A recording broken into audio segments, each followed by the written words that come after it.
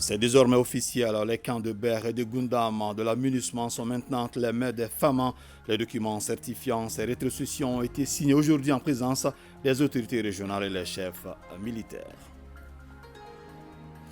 Bamako abrite depuis ce matin une table ronde de restitution de l'examen périodique universel. Les acteurs non étatiques de défense des droits de l'homme portent la réflexion sur les recommandations de la 43e session de l'examen périodique universel tenue à Genève, en Suisse. Yacouba Katili est réélu à la tête de la section syndicale des douanes du Mali. C'est à l'issue des travaux de la 5e conférence nationale ordinaire de l'organisation syndicale. Le dialogue est le maître mot du secrétaire général réélu pour l'atteinte des objectifs. Nous sommes heureux de vous compter parmi nous. Bonsoir à vous, merci et bienvenue dans ce 20h. D'abord, le Conseil des ministres s'est réuni en session ordinaire ce mercredi 16 août 2023 dans sa salle de délibération au palais de Koulouba sous la présidence du colonel Assimi Goïta, président de la transition, chef de l'État. Après l'examen des points inscrits à l'ordre du jour, le Conseil a adopté des projets de texte, procédé à des nominations et entendu des communications. Le contenu de ce conseil avec vous, Ibrahim Djambélé. Bonsoir. Tout à fait, Foussini Tounkara. Bonsoir, mesdames et messieurs. Bonsoir à vous également. Bienvenue. Et nous commençons par le chapitre des mesures législatives et réglementaires. Sur le rapport du ministre de l'Économie et des Finances, le Conseil des ministres a adopté un projet de décret portant approbation du marché relatif à l'achat de 15 000 tonnes d'engrais et livraison à Bamako au profit des bénéficiaires du programme de résilience du système alimentaire en Afrique de l'Ouest.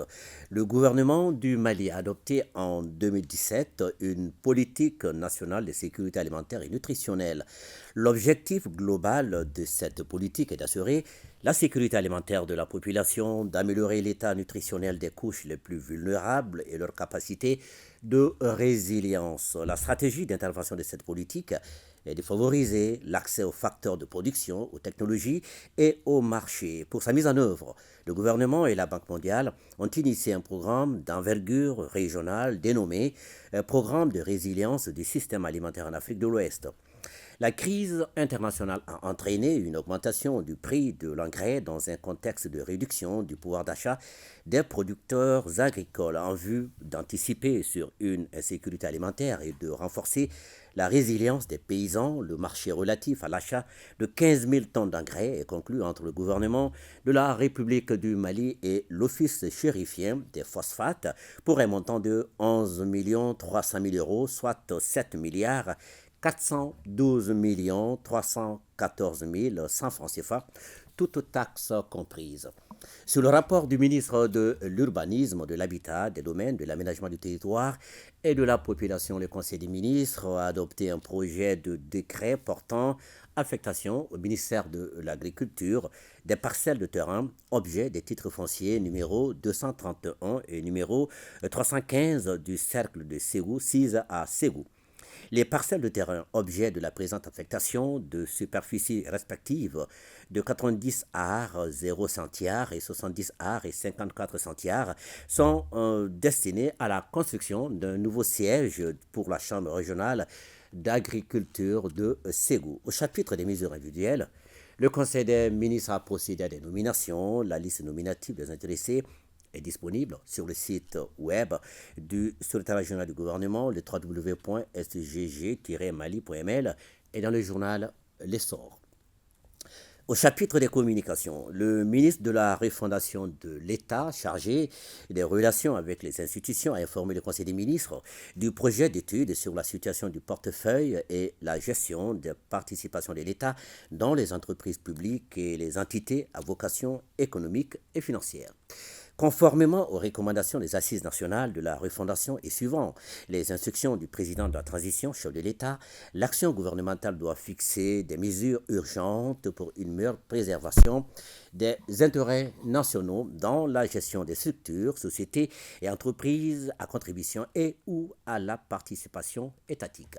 Le portefeuille national de l'État est constitué entre autres par des sociétés industrielles, extractives, commerciales, bancaires, de télécommunications et des participations de l'État dans les sociétés sous-régionales et africaines. Cependant, la gestion et le suivi des participations dans ces entités souffrent d'insuffisance, notamment la persistance paradoxale des subventions et des exonérations, l'absence d'appui conseil aux sociétés et entreprises dans l'élaboration des stratégies d'investissement et de financement adaptées, le déficit de coordination et de synergie entre les départements ministériels impliqués.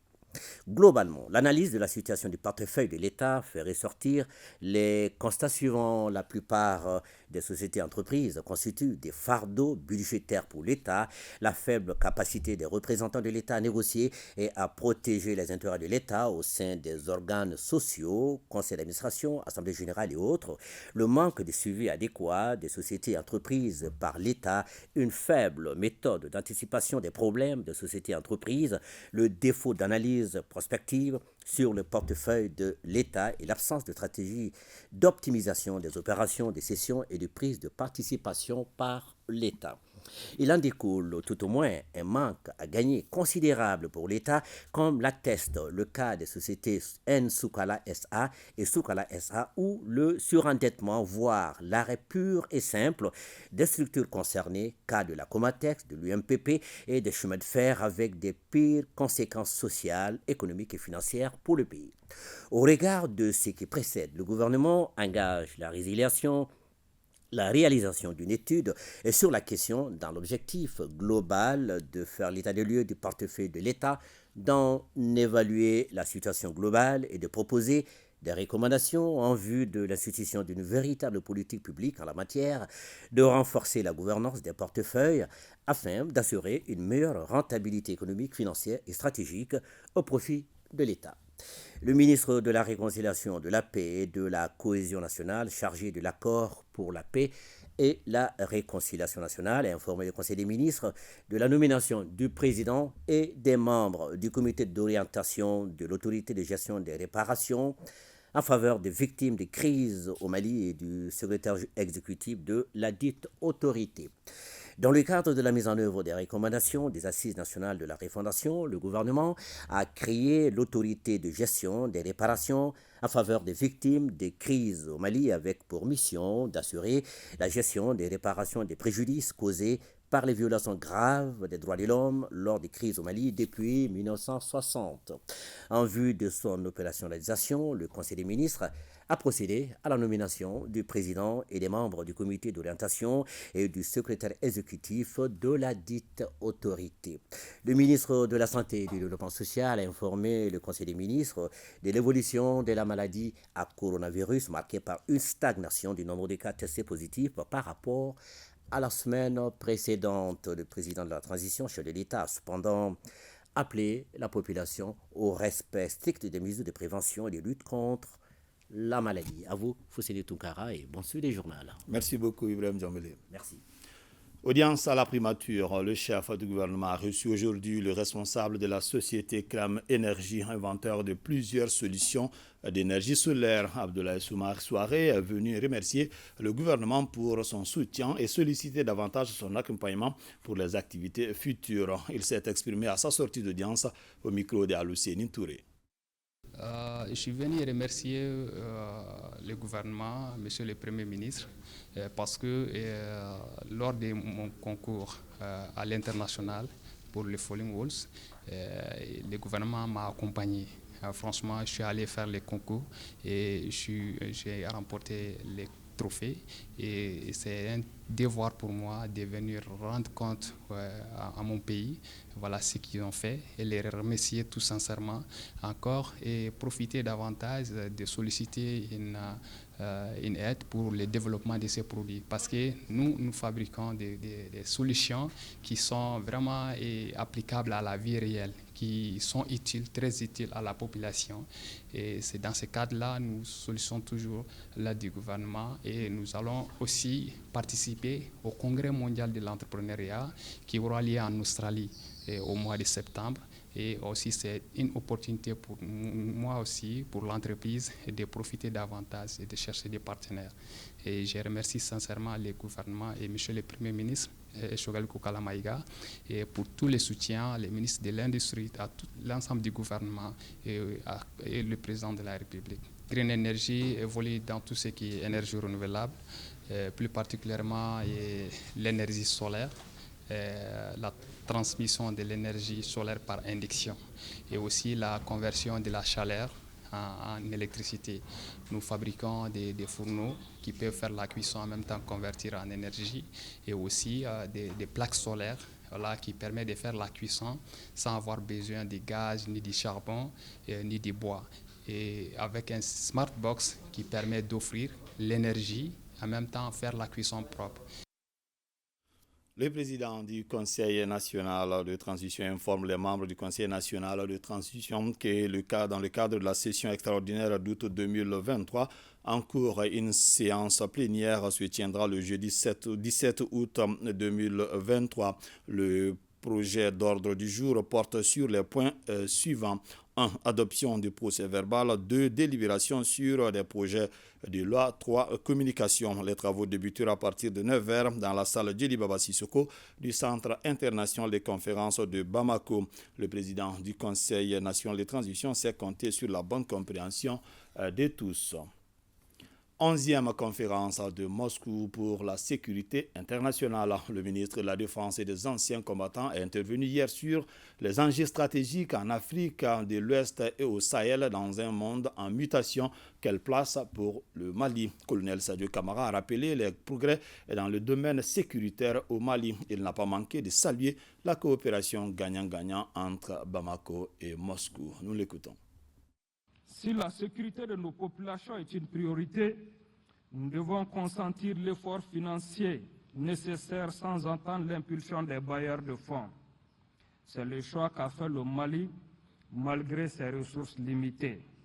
Le gouvernement malien a également fait le choix courageux et lucide de changer sa stratégie sécuritaire après avoir fait le constat réaliste de l'échec des stratégies imposées. Caractérisé par le déploiement de dizaines de milliers de militaires étrangers sans impact positif pour les populations. Notre peuple a décidé de reprendre son destin en main et de construire son autonomie avec des partenaires plus fiables, plus sincères, dont les intérêts sont transparents et clairement exprimés dans le cadre d'une relation gagnant-gagnant. C'est donc le lieu pour moi de remercier chaleureusement la Fédération de Russie pour sa coopération solide et efficace. Le monde entier en voit les résultats spectaculaires. Je réitère donc ici les remerciements de son Excellence le colonel Assimi Goïta, président de la transition, chef de l'État du Mali, à son Excellence Vladimir Poutine, président de la Fédération de Russie, pour son implication constante et constructive pour la sécurité dans notre région. Les progrès dans le domaine sécuritaire ont permis de faire progresser le processus de refondation de l'État avec l'adoption de la nouvelle constitution par 97% des Maliens et des élections prévues dans quelques mois pour mettre fin à la transition. Jugé inquiétant pour une certaine classe dirigeante mondiale, le combat du Mali pour sa dignité et sa liberté est pris en exemple par tous les peuples du Sahel, d'Afrique de l'Ouest et de l'Afrique entière. Ce que le Mali a fait à sa modeste échelle, les pays africains peuvent le faire en grand, ensemble. Nul ne pourra y résister, ni de l'intérieur, ni de l'extérieur. Les peuples l'ont compris, il reste aux dirigeants de suivre leur exemple. L'incurie des organisations régionales, incapables de trouver des solutions, mais promptes à condamner, menacer, sanctionner, voire attaquer militairement les peuples libres, engendre la création de nouvelles formes d'alliances basées sur la perception d'une communauté de destin et prête à se structurer et concurrencer l'architecture existante.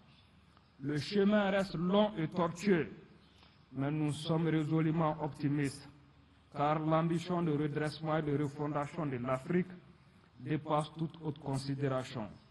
Je lance donc un appel à la jeunesse africaine, fière et combative, prête à résister à la domination injuste.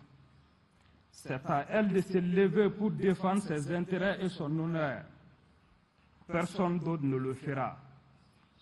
C'est une responsabilité générationnelle. Voilà l'intégralité de ces discours du colonel Sadio Kamara, ministre de la Défense et des anciens combattants, à suivre demain soir après le journal de 20h. C'est par une cérémonie sobre mais pleine de signification que l'aménagement met à la disposition du Mali les camps de Ber et de Goundam. La signature des documents s'est déroulée dans le camp de l'aménagement à Tombouctou en présence des autorités régionales et les chefs militaires. Idrissa Goulou Sissoko. C'est par ces paraphes que l'aménagement met officiellement les camps de Ber et de Goundam à la disposition du Mali. C'est le gouverneur de Tombouctou et le chef de bureau de l'aménagement de Tombouctou qui ont apposé leur signature au bas des documents en présence du commandant de la zone de défense numéro 5 de Tombouctou et des officiers de l'aménagement. Je voudrais d'abord remercier les chefs de bureau de l'aménagement à Tombouctou avec l'ensemble de ses collaborateurs pour la bonne collaboration avec les autorités administratives et militaires de la région de Tombouctou.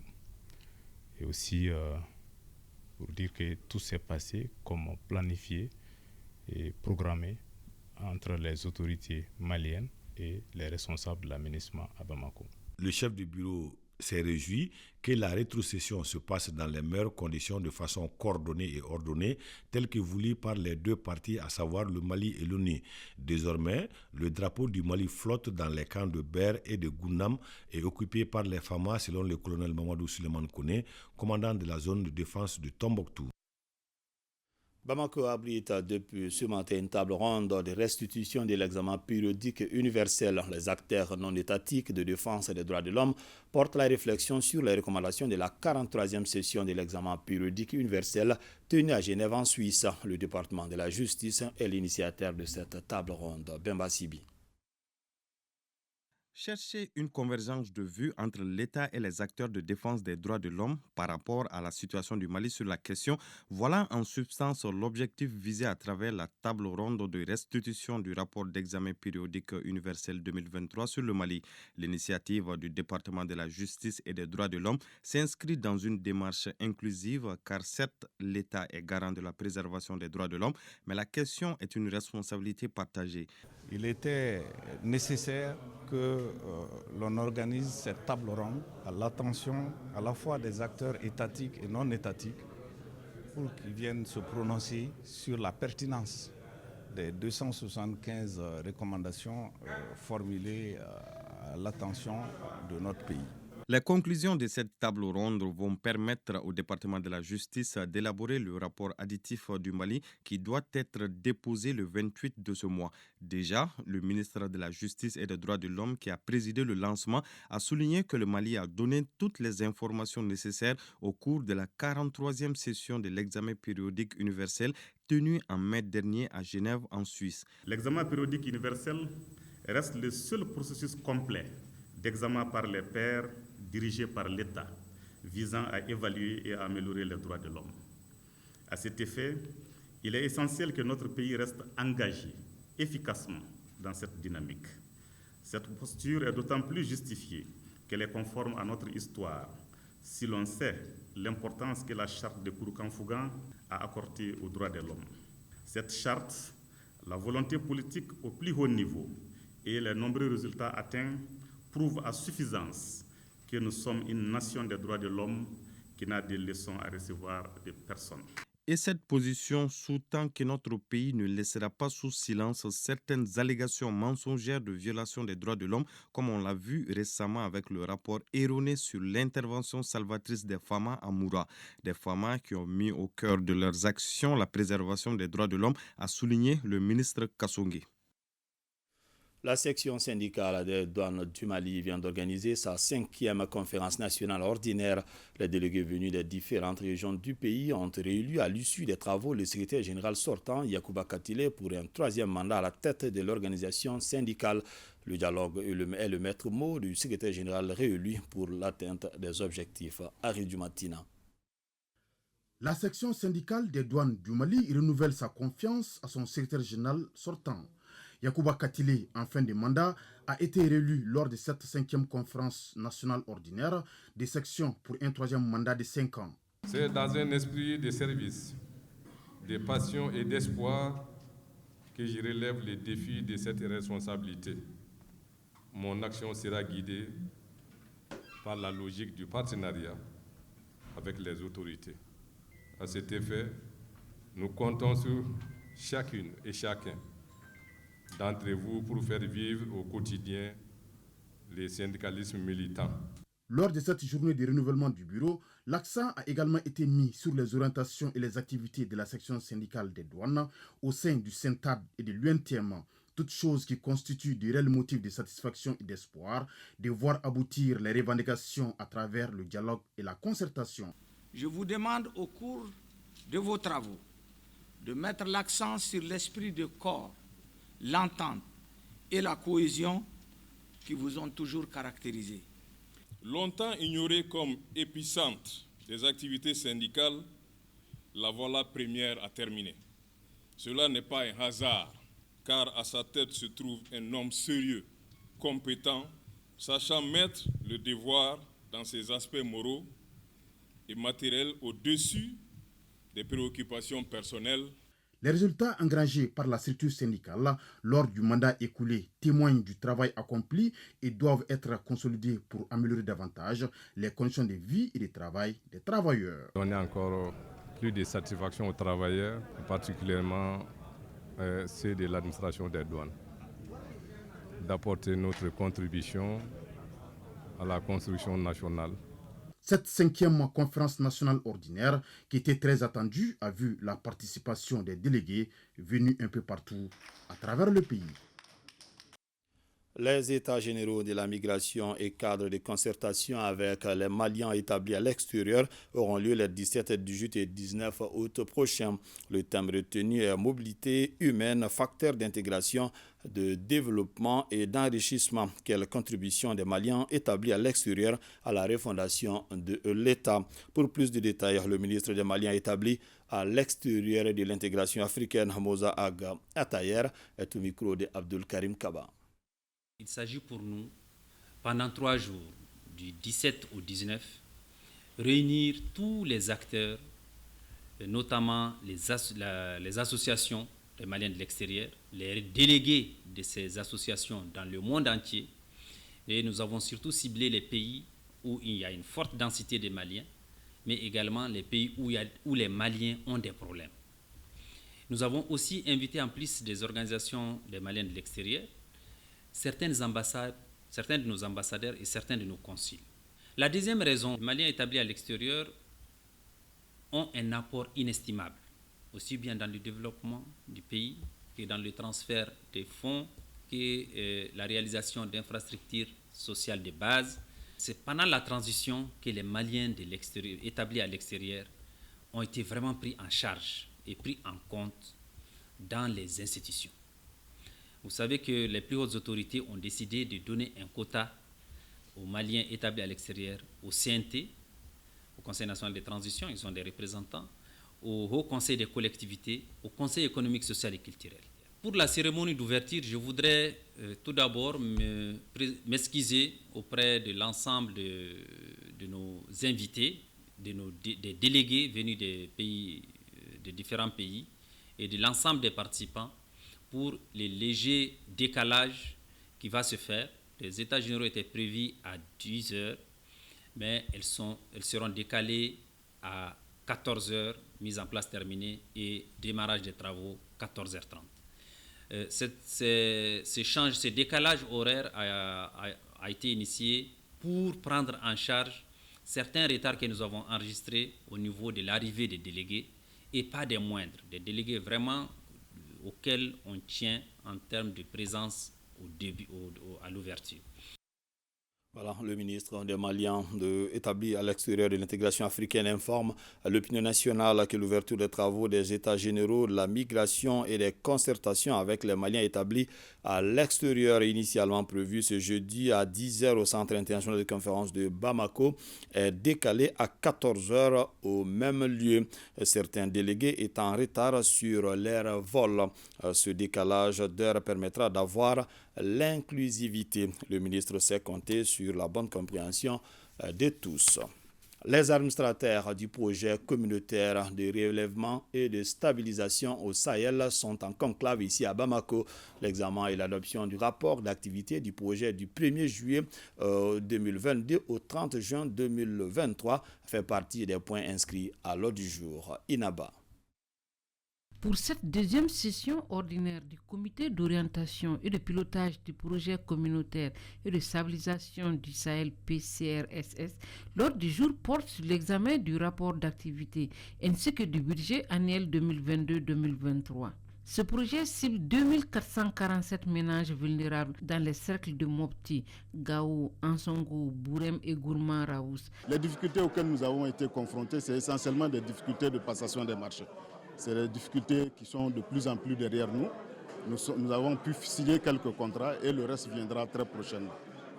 Ce projet, il va démarrer incessamment pour faire face aux défis auxquels ils sont confrontés, que ce soit les besoins en matière d'urgence pour les communautés qui sont touchées par les conflits, que ce soit les projets d'amélioration des conditions de vie des populations, aussi bien au plan socio-collectif, au plan productif. Le gouvernement de la République du Mali et la Banque mondiale ont initié le projet communautaire de relèvement et de stabilisation du Sahel. Ce projet a pour objectif de contribuer au développement et au renforcement de la résilience des ménages et des communautés. Pour réaliser ces objectifs, le PCRS est mis en œuvre à travers une composante de gestion du projet et 3 composantes techniques qui sont le relèvement résilient et inclusif des communautés touchées par les conflits, l'appui transitoire à la stabilisation et au développement territorial des communautés et le dialogue régional, la coordination et le renforcement des données et des capacités.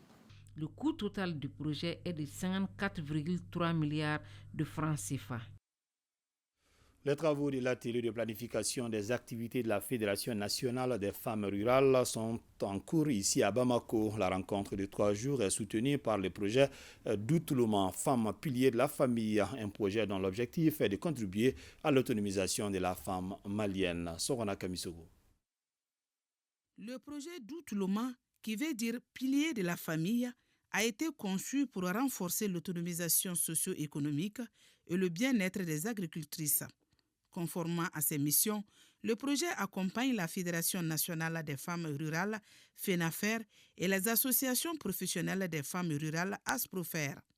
D'où l'organisation de cet atelier dont le but est de leur permettre de faire une programmation réaliste des activités qui seront exécutées courant 2024.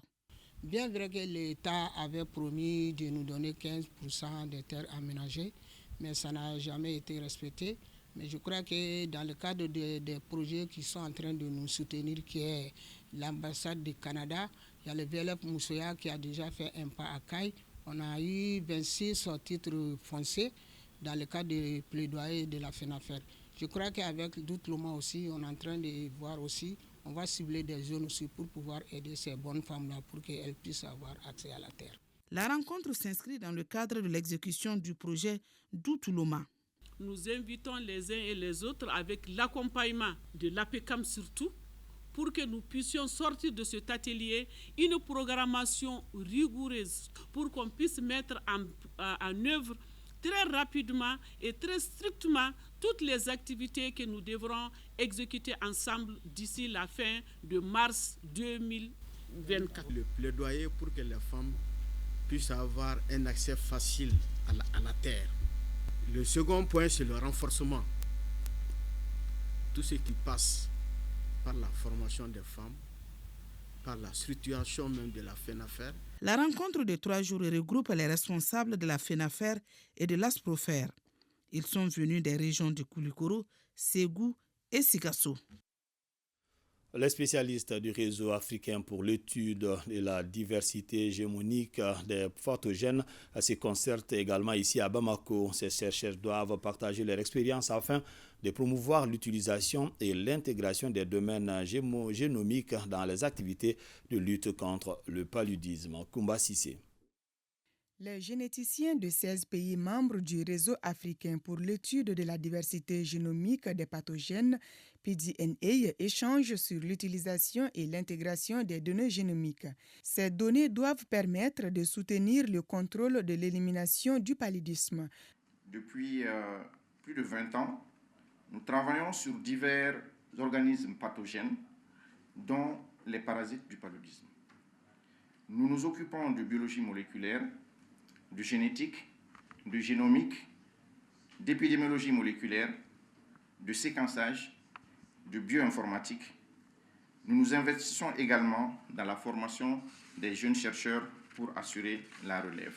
Ces spécialistes de la santé sont convaincus que pour que l'élimination du paludisme soit une réalité, la vulgarisation des données génomiques compte beaucoup. L'objectif, c'est quoi? C'est à ce que les programmes de lutte contre le paludisme puissent inclure les données de la génomique dans la lutte contre le palud, à savoir pour qu'on puisse se faire une idée vraiment par rapport à la résistance des vecteurs aux insecticides, la résistance aussi des parasites aux médicaments, pour mieux contrôler le paludisme afin de se projeter à l'élimination du paludisme. Nous soutenons particulièrement le renforcement des capacités pour accéder aux connaissances en génétique et bioinformatique et en biologie fondamentalement, toutes appliquées aux maladies transmissibles dont le palud. Et cette initiative du réseau offre une grande opportunité pour atteindre nos objectifs communs. Au cours de 3 jours, les participants doivent descendre sur le terrain pour constater les avancées enregistrées en matière de lutte contre le paludisme au Mali.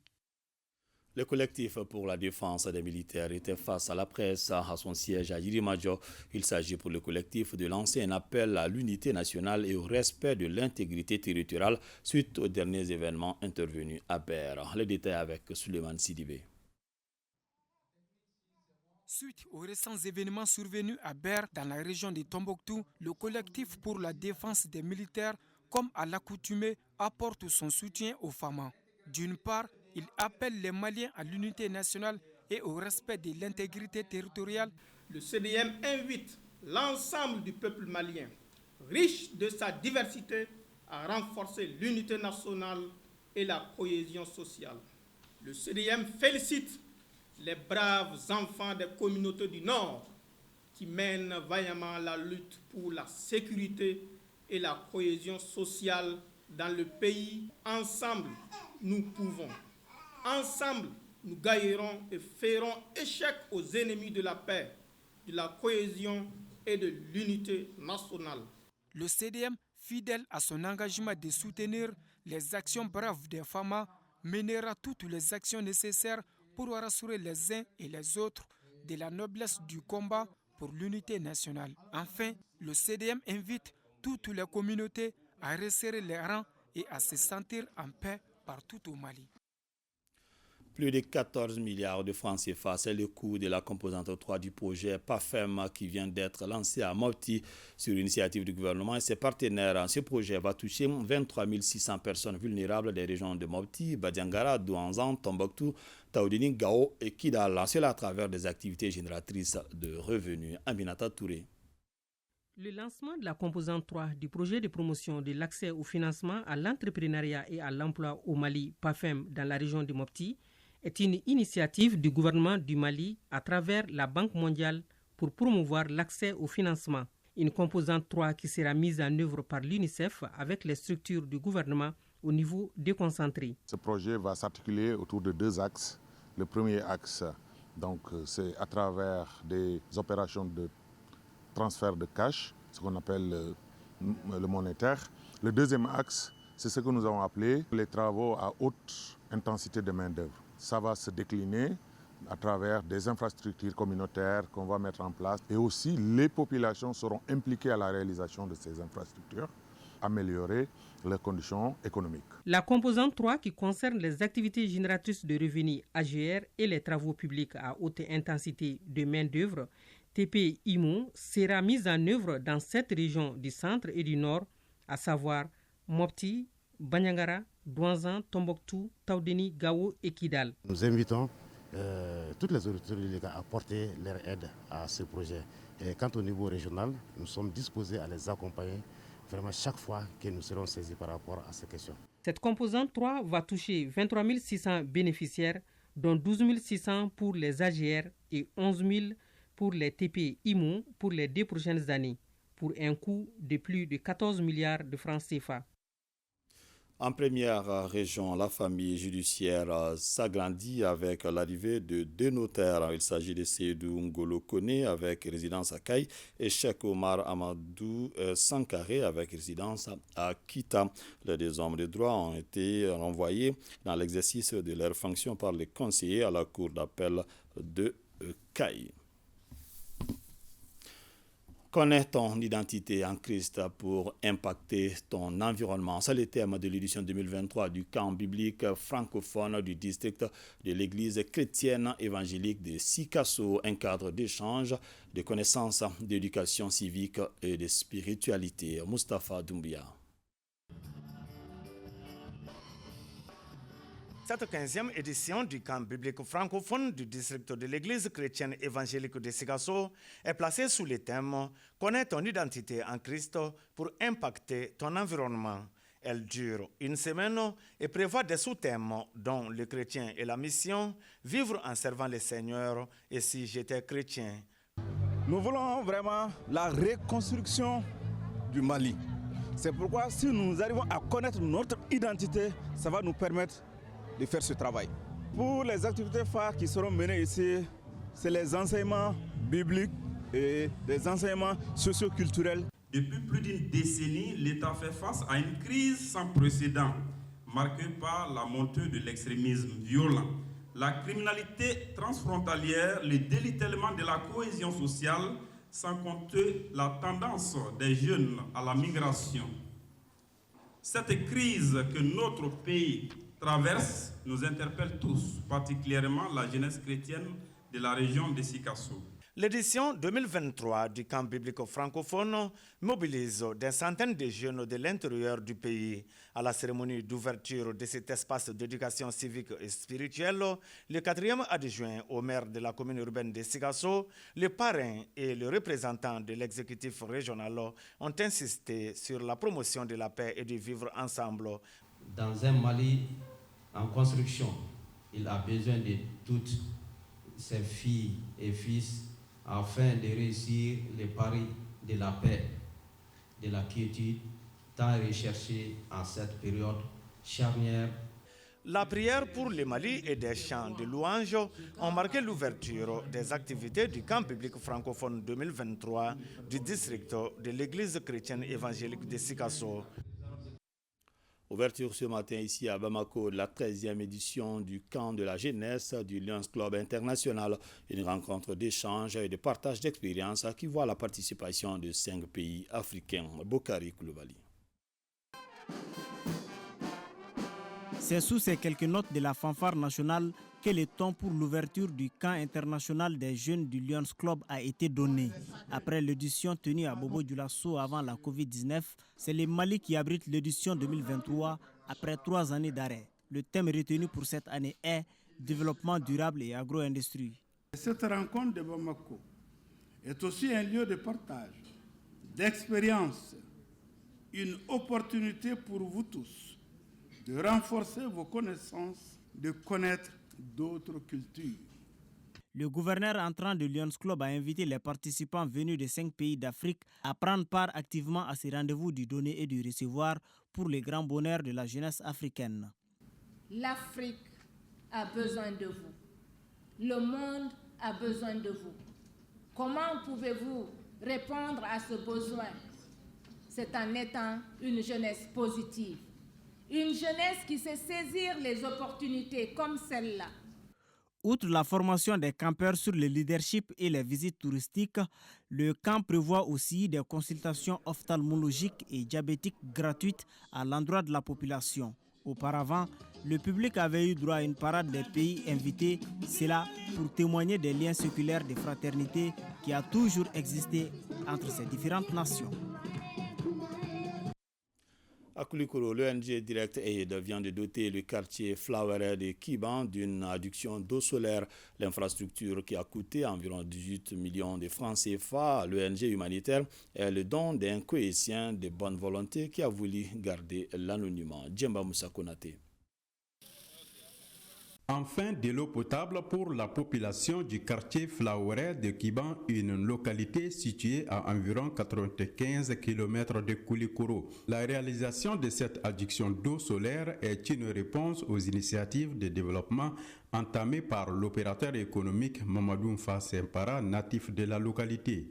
Implantée à côté de la mosquée du dit quartier, cette adduction d'eau solaire a une capacité de 20 mètres cubes. Elle comprend un espace d'ablution pour les fidèles musulmans et un abreuvoir pour les animaux. Ces différentes inaugurations font suite à une invite du gouverneur de la région de Koulikoro qui a demandé à tous les ressortissants de s'investir pour le développement de la deuxième région. Mon partenariat avec Direct Aid s'inscrit dans ce cadre. Qui connaît le village de Kiba? Nous sommes entre deux marigots, mais il n'y a pas d'eau potable à Kiba ici sans les forages. Ça, c'est un hameau des Peuls. Si aujourd'hui cette communauté bénéficie d'un forage, vraiment nous sommes très contents.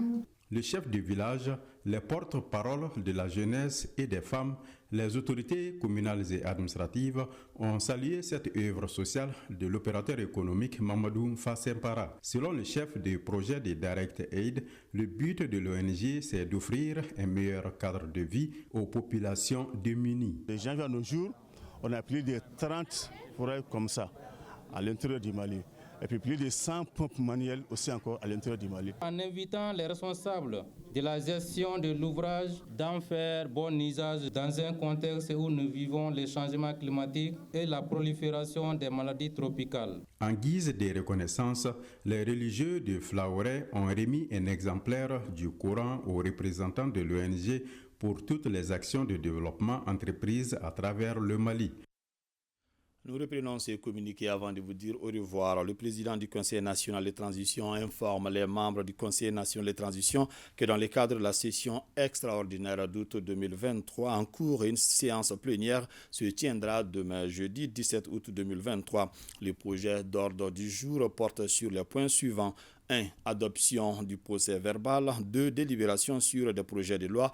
3. Communication. Les travaux débuteront à partir de 9h dans la salle Djily Baba Sissoko au Centre international des conférences de Bamako, CICB. Le président du Conseil national de transition s'est compté sur la bonne compréhension de tous. Et c'est donc la fin de ce journal. Merci de l'avoir suivi. Que le bon Dieu nous assiste.